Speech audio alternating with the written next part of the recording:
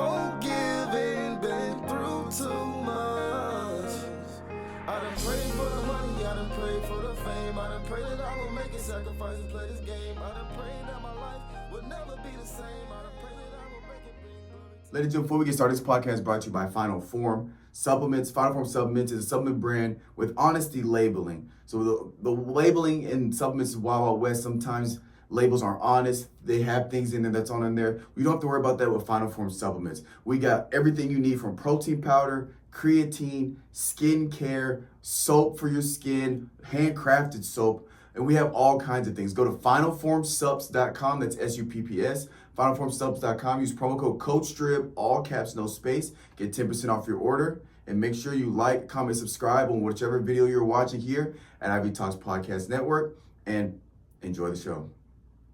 Ladies and gentlemen, welcome to another episode of the WNBA coverage.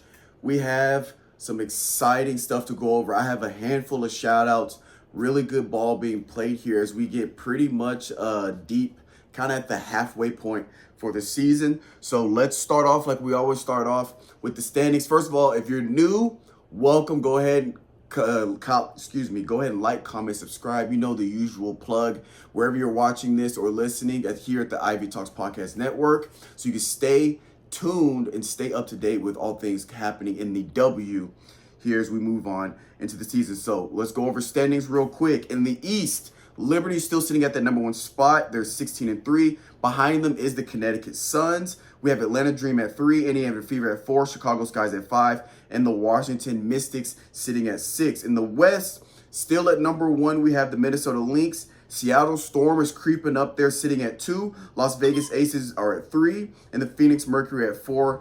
Dallas Wings at 5, and the LA Sparks at 6. So as you can see, the top 3 in the East and the West are somewhat tight there in their game differential.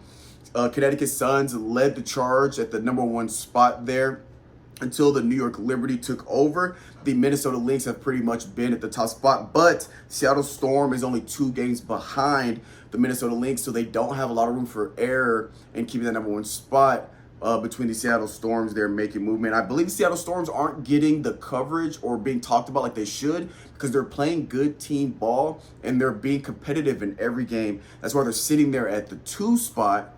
And being very, very competitive. So we'll see if they can make some waves or win some games there to potentially take them 1 spot as we move forward. Now, going quick into what I'm seeing in the East and the West. In the East, again, the New York Liberty is keeping their momentum with Stewie, with Sabrina. They're playing well basketball. They're distributing the ball well. They're passing the ball well, and they're playing pretty solid defense. But the Connecticut Suns are still in the race there. Looking back at the standings, Connecticut Suns are 2 games behind Liberty, just as the Lynx or the Storm are 2 games behind the Lynx. But again, in the West, like I said, Lynx are still at the top. The Seattle Storm are playing competitive basketball with Joel Lloyd scoring 34 points in their win that they just had.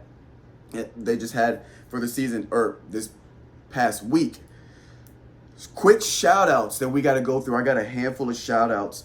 First, Angel Reese sets the WNBA record for 10, not just the rookie record. She broke the rookie record like a week and a half ago. She has now passed one of my all-time favorite players, Candace Parker. She passed Candace Parker for the rookie record. Now she has the WNBA record for most consecutive double-doubles with her 10th double-double in the last game she had. She had 26 points, 16 rebounds, playing phenomenal. And I believe what's really working for Angel Reese is her rebounding ability. She's getting a lot of second chance points. She's dominating the paint. She's playing aggressive in the paint. Even though she might have a height disadvantage, she's not backing down, and she's really working her footwork in the paint is phenomenal, and just her tenacity and effort that she gives on rebounding is really giving her a lot of second chance opportunities on the offensive glass and eliminating second chance opportunity on the defensive glass.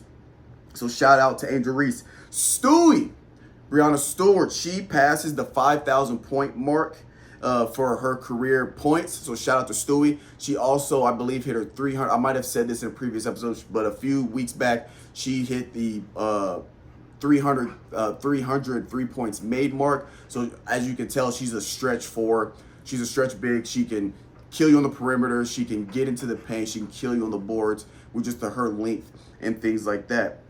Shout out to my favorite team, the Las Vegas Aces, with their 4th straight win. As we talked about, believe earlier on, they were kind of ranked 5th, and I had them as the team that is kind of right there from making, right there from making, they're like a player or two away from really figuring it out and making runs. Now they're starting to do it. It's starting to show. They're playing more aggressive defense, coming at the pick and roll more aggressive. Obviously, Aja Wilson, one of my favorite players currently, and will be one of my favorite players of all time, playing absolutely phenomenal. My favorite current player, Kelsey Plum, is also playing phenomenal. Her ability to create shots, create space, to drive to the basket, stop on a dime, get nice pull-ups, to continue to the rim and finish at the rim, as well as just her three-point shooting. She's had multiple games of 5 or 6 three-pointers in a game. She's had multiple games of that. So what's hard about guarding the Las Vegas Aces is that they have a player, and also Gray, Young. You go down the list, they have a well-balanced team, and they can kill you on the perimeter, but they don't live and die by the three, which is kind of the opposite of what a lot of teams, especially in the NBA, a lot of teams live and die by the three. The Aces, they can live by the three. If the three's not working, they have guys like Aja Wilson, as well as their center, that can get in the mid-range. Aja Wilson's mid-range shot, her little dribble, step back fade, her dribble, post up, turn in, dribble, pull up is phenomenal, as well as just her length getting to the basket and finishing left or right. It's absolutely phenomenal. So they're a hard team to guard, and that shows with them having the #1 ranked offense. Moving on, so shout out Aces. Shout out to Indiana Fever. They had a 15-point comeback, and as well staying on the Fever, Caitlin Clark sets the rookie record for assists. It's the rookie assist record for the Indiana Fever. So Caitlin Clark is really leading the charge there. And I think that's a testament to the versatility of her game. A lot of the media was talking about how all she brings to the table is three-point shooting. That's not true. If you watch the game, yes, she can three-point shoot. She's shooting deep, but she can also pass the ball. She has great vision. Earlier on, people talk about her turnovers, but if you watch the game, her turnovers aren't blatant turnovers. Her turnovers are her getting good looks, passing the ball, and the ball just being fumbled on the receiving end. But they're starting to figure that out now that they're starting to get some chemistry and how Clark likes to pass the ball. She passes with some zip. She passes with some spice. So they're starting to figure that out and really be ready for the ball when it comes to them. So again, she not only can shoot the ball well, she can drive, as well as has vision to get assists. She has great pace down the floor, and she looks for the open man, woman, whichever you want to call it. She finds the open person and really makes good looks. So she's more than just a shooter. So I want to knock that narrative out right now. She is great in assists. And moving on, Diana Taurasi, her 80th game with 5 or more 3 points made. She is playing phenomenal even at her age. I believe she's 42, but still playing at a high elite level. And that's obviously been recognized with her making the Olympic team, even though she's in her later years in the W. Natasha Cloud, one of my favorite current players as well for the Phoenix Mercury. She moves up to 16th all-time in assists. I love her vision. I love how she plays. She's more like a traditional point guard, but can still get you buckets. And I just like how she distributes the ball. And again, kind of how with, like I said, with Clark, she makes quick decisions, and her passing is precise. Her passing is one of the best in the W. And so I kind of got out of order, but I do want to go over stat leaders real quick before we finish off here. So again, points per game, nothing new. Aja Wilson at 26.9. Rebounds per game, no surprise there. I talked about how last time Angel Reese and Aja Wilson were really neck and neck. Angel Reese, as of right now, leads the charge in rebounds per game at 11.4. Aja Wilson at 11.1, so it's still close.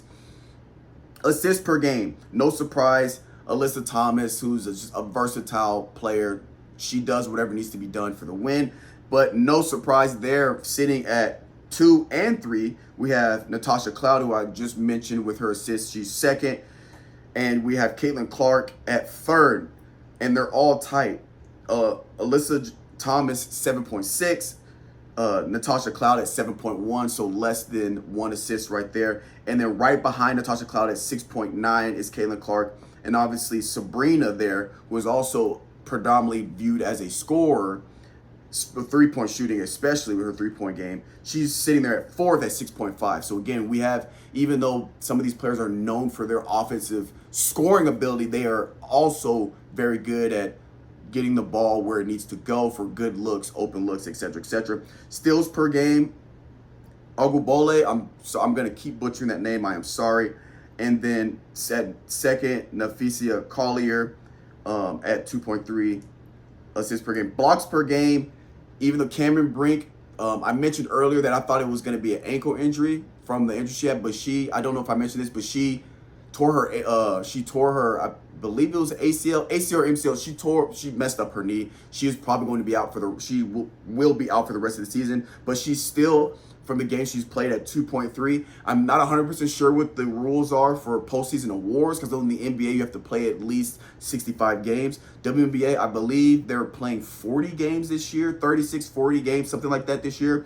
And she's out early. I don't know if she will be up for that award postseason for blocks per game, but she's at 2.3. Aja Wilson is second at 2.3.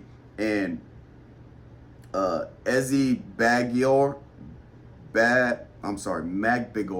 Again, I'm sorry I'm butchering these names, but she's sitting there at 2.2. Smith at 2.1. So they're all close right there. But that is going to do it for the coverage of the WNBA. Right now, I'm actually watching the Connecticut Suns and the Phoenix Mercury. I do want to mention Phoenix Mercury. Brittany Griner, another shout out Brittany Griner. She is playing great ball, as well as Sophie Cunningham, Natasha Cloud. You can talk about it, but I'm impressed with how Brittany Griner's game, because she's developed, her mid-range game is working for her, and I think that's going to add to her ability to kind of space the floor a little bit. She's not just going to sit in the post, because she can hurt you from that short corner, short wing to elbow range. If she gets an open look, she's going to hit those and knock them down. But again, I'm excited. We have some good games coming up this week, and this is going to do it for this week's WNBA coverage. We'll catch you guys next week. I'm gonna chase my